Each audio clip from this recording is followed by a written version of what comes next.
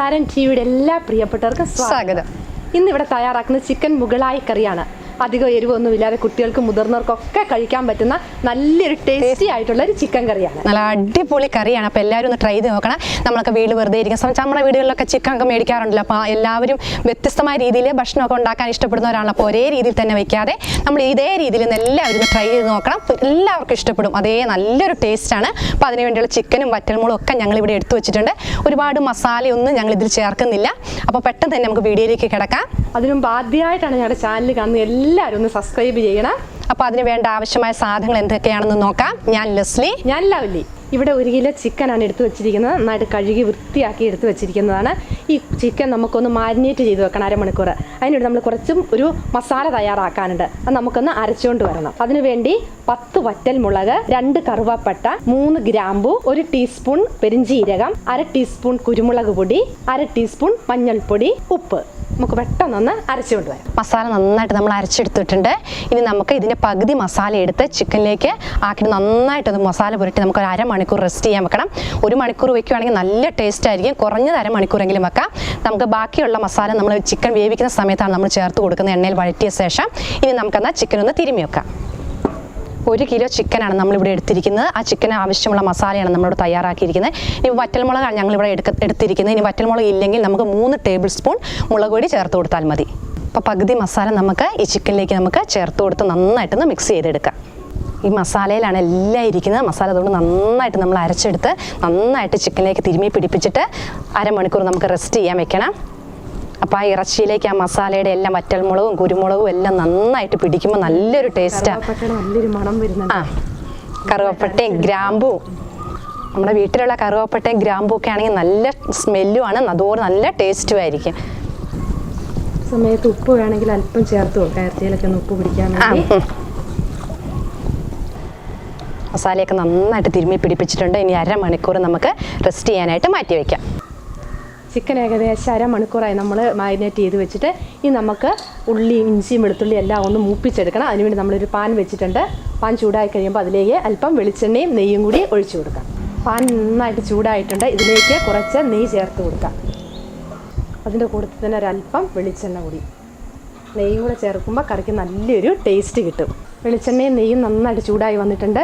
ഇതിലേക്ക് നമ്മൾ ചതച്ച് വെച്ച ചെറിയുള്ളി ചേർത്ത് കൊടുക്കാം. ഇവിടെ 100 ഗ്രാം ചെറിയുള്ളിയാണ് എടുത്തിരിക്കുന്നത്. ഇത് നമുക്കിതിലേക്ക് ഇട്ട് കൊടുക്കാം. ഒരു വലിയ കഷ്ണം ഇഞ്ചി ചതച്ചത് അതുകൂടി ചേർത്ത് കൊടുക്കാം.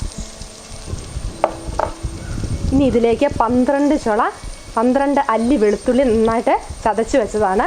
അതുകൂടി ചേർത്ത് കൊടുത്ത് നന്നായിട്ടൊന്ന് ഇളക്കി നന്നായിട്ടൊന്ന് വഴറ്റിയെടുക്കാം. ചെറിയുള്ളി ഇടാണ് നല്ലൊരു ടേസ്റ്റ് അല്ലേ ചിക്കൻ കറിക്ക്? നമ്മൾ സവോള ഇടുന്ന പോലെയല്ല, ചെറിയുള്ളി ഇടുന്ന ഒരു പ്രത്യേക ടേസ്റ്റാണ്.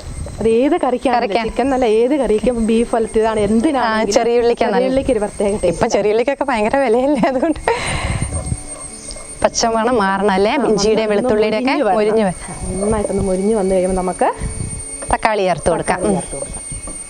ഈ സമയത്ത് നമുക്ക് കുറച്ച് കറിവേപ്പില ചേർത്ത് കൊടുക്കാം. നല്ലൊരു ടേസ്റ്റാണ് കറിവേപ്പിലയുടെ ആ മണവും ഇതൊക്കെ വരുമ്പോൾ നല്ലൊരു ഫ്ലേവറാ അല്ലേ? നല്ലൊരു ഫ്ലേവറാണ് കറിവേപ്പില. ഇട്ട് കൊടുക്കട്ടെ?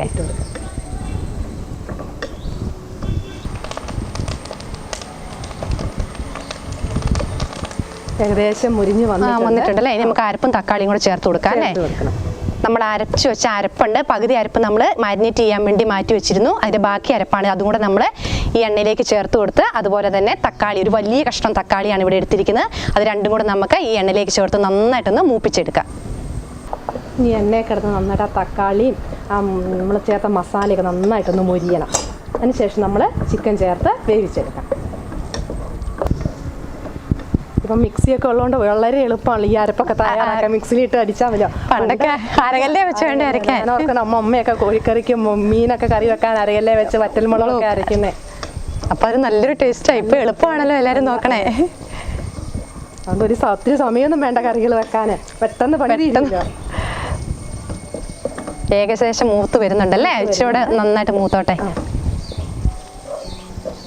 കാരണം ഇതിൻ്റെ അത് മല്ലിപ്പൊടി ഒന്നും നമ്മൾ ചേർക്കുന്ന വറ്റൽമുളകിൻ്റെ ആ കുരുമുളകിൻ്റെ ഒക്കെ ടേസ്റ്റ്. അപ്പോൾ നമ്മുടെ എരിവിനനുസരിച്ച് വറ്റൽമുളക് നമുക്ക് ചേർത്ത് കൊടുക്കണം അല്ലേ? അരപ്പ് നന്നായിട്ട് മൂത്ത് വന്നിട്ടുണ്ട്. ഇനി നമുക്ക് ചിക്കനും കൂടി ചേർത്ത് കൊടുത്ത് നന്നായിട്ടൊന്ന് വേവിച്ചെടുക്കാം. ചിക്കനേലോട്ട് മസാലയൊക്കെ പിടിച്ച് നന്നായിട്ട് പിടിച്ചു വന്നിട്ടുണ്ട്. ചിക്കനും കൂടെ മസാലയിലേക്ക് ചേർത്ത് കൊടുത്തിട്ട് ആവശ്യത്തിന് വെള്ളം ഒഴിച്ച് നമുക്കത് വേവിച്ചെടുക്കാം. കോഴിയിൽ അത്യാവശ്യം വെള്ളം ഉണ്ടാവും, അതുകൊണ്ട് വെള്ളം പോലെ ഇരുന്നാൽ മതിയില്ല, അതിന് കുറച്ച് വെള്ളം ചേർത്ത് കൊടുക്കാം അല്ലേ. നമുക്ക് 1 കപ്പ് വെള്ളം, ചിക്കൻ വേവണമല്ലോ, വേവുന്നതിന് ആവശ്യത്തിന് നമ്മുടെ ആവശ്യത്തിനനുസരിച്ചുള്ള വെള്ളം നമ്മൾ ചേർത്ത് കൊടുക്കുകയാണ്. 1 കപ്പ് വെള്ളമൊക്കെ മതിയായിരിക്കുന്നത്. അപ്പം ചിക്കനിലൂടെ വെള്ളം കൂടി ഇറങ്ങിക്കഴിയുമ്പോൾ അത് പാകത്തിനുള്ള മസാലയൊക്കെ പിടിച്ച് നന്നായിട്ട് വെന്ത് കിട്ടും. നമുക്കൊന്ന് മൂടി വെച്ച് വേവിച്ചെടുക്കാം. അതിനുശേഷം നമുക്ക് ഉപ്പോ എന്തെങ്കിലുമൊക്കെ കുറവുണ്ടെങ്കിൽ നമുക്കത് ചേർത്ത് കൊടുക്കാം. കറി റെഡി ആയൊന്ന് തുറന്ന് നോക്കാം. ഇടയ്ക്കൊക്കെ ഒന്ന് തുറന്ന് ഇളക്കി കൊടുത്തോണ്ടിരിക്കണം. കറിയുടെ ചാറൊക്കെ നന്നായിട്ട് കുറുകി വന്നിട്ടുണ്ട്. നമ്മുടെ കറി ഇവിടെ ഏകദേശം റെഡി ആയിട്ടുണ്ട്. ഇനി നമുക്ക് ഇതിലേക്ക് ഒരല്പം മല്ലിയില ചേർത്ത് കൊടുത്ത് സ്റ്റൗ ഓഫ് ചെയ്യാം. നമ്മുടെ ചിക്കൻ മുഗളായി കറി ഇവിടെ റെഡി ആയിട്ടുണ്ട്. എല്ലാവരും ഒന്ന് ട്രൈ ചെയ്ത് നോക്കണം. നല്ല കുറുകി നല്ല പരുവത്തിനായിട്ടുണ്ട്. ഇനിയിപ്പം ഇതിന് അല്പം വറ്റൽമുളക് ചേർത്തത് കുരുമുളകൊക്കെ ചേർത്തത് കൊണ്ട് എരിവ് കുട്ടികൾക്കൊക്കെ പാകത്തിനാണ് എരിവ്. ഈ മുതിർന്നവർക്കൊക്കെ അല്പം കൂടി എരിവൊക്കെ വേണമെങ്കിൽ 1 ടീസ്പൂൺ മുളക് പൊടിയോ അല്ലെങ്കിൽ ഒരു 5-6 വറ്റൽമുളകൊക്കെ കൂടി ചേർത്താൽ നല്ലൊരു ടേസ്റ്റ് ആയിരിക്കും. അതുകൊണ്ട് എല്ലാവരും ഒന്ന് ട്രൈ ചെയ്ത് നോക്കണം. ടേസ്റ്റ് നോക്കാം. നമ്മുടെ മക്കളെ ഒന്ന് വിളിക്കാം. മക്കൾ വാ. കപ്പ നമ്മളിവിടെ എടുത്ത് വെച്ചിട്ടുണ്ട്. നമുക്ക് കുറച്ച് കറിയും കൂടെ ഒഴിച്ചു കൊടുത്ത് മക്കൾക്ക് ടേസ്റ്റ് ചെയ്യാനായിട്ട് കൊടുക്കാം.